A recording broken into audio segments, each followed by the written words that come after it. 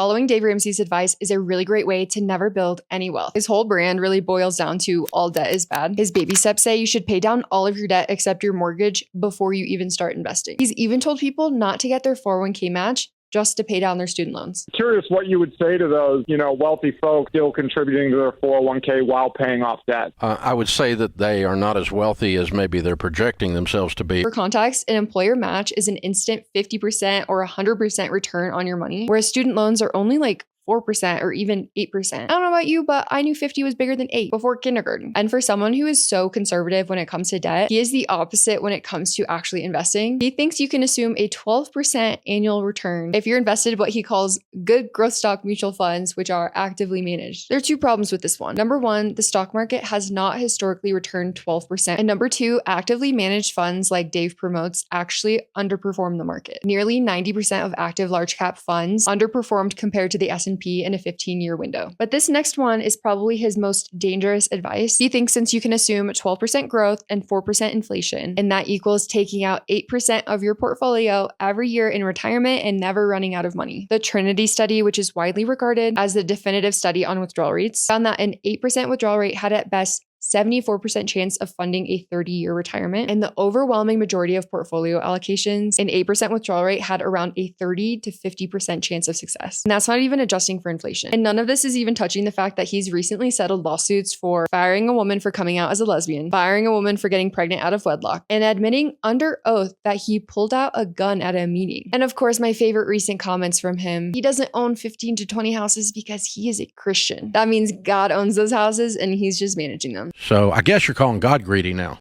Dave Ramsey, God's favorite little manager in a manger.